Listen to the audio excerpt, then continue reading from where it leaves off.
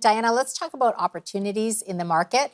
We're not seeing this blanket enthusiasm where, it doesn't matter where you put your money, it goes up, because we have seen that in the past. This does feel more like a stock picker's market, doesn't it?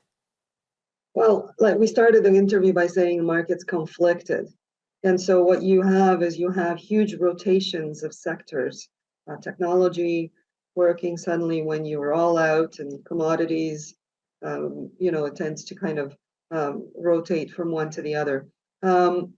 There is no instant gratification in the market the way we had in past years, where you bought something and pretty quickly told you whether you were right or wrong. So it managed your anxiety. Now it's a lot slower moving because it's conflicted, like we said. So it's very, very important to do your homework, know what you want to be invested in, and then wait and keep an eye on the long term as opposed to the shorter term. Of course, there's different ways to manage money, and this is ours.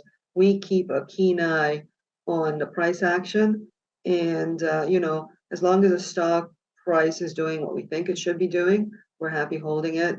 But if the stock is not doing what you think it should be doing, then you should just do a little bit more research and see whether there's something that you're missing.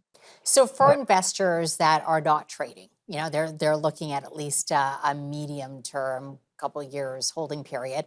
What sectors would you recommend? Where do you see some upside right now? Well, we think that we've seen generational lows in rates and inflation, as I mentioned earlier.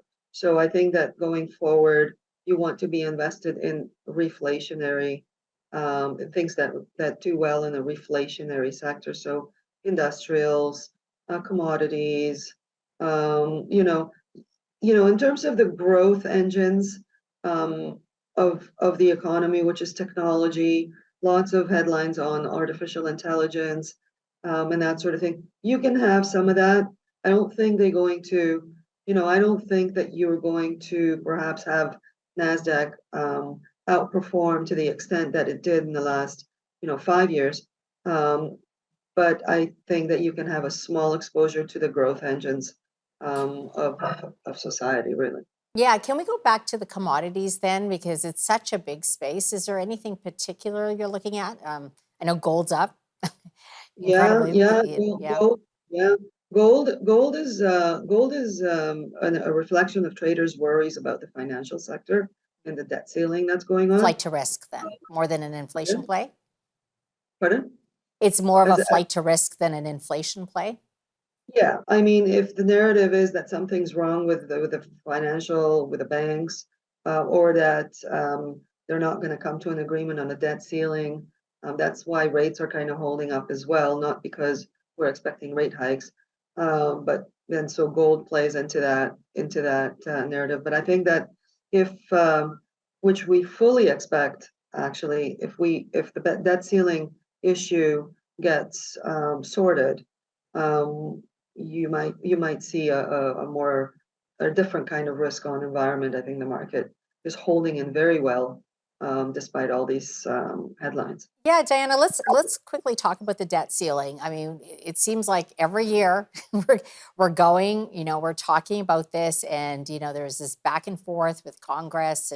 And what are your thoughts? Like, what is the impact of it on the markets? Well, and this is why it's actually such an interesting positive that the market's holding in the way it is in spite of this, because if they don't come to an agreement, that's not going to be very good for the market.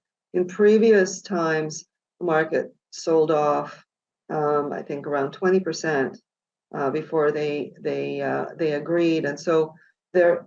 And then remember that in 2022 we were down that much, so some of that is getting cushioned. If they don't come to an agreement, it's not going to be good. It's going to be a big policy mistake on behalf of the United States, and the rating agencies are going to downgrade the debt, and yields are going to go higher, and liquidity conditions are going to be even tighter, and that's going to play badly into the economy. So, could it be though, Diana? And sorry, we only have 20 seconds, but could it just be that we're so used to them playing this, this political football, and then at the end, it does all work out anyway? And the markets just Yes, assume that? that's exactly what's going on. That Yeah. everybody, that we've seen this movie before, and everybody's expecting them to come to an agreement, and this is fully political Yeah. shenanigans going back and forth.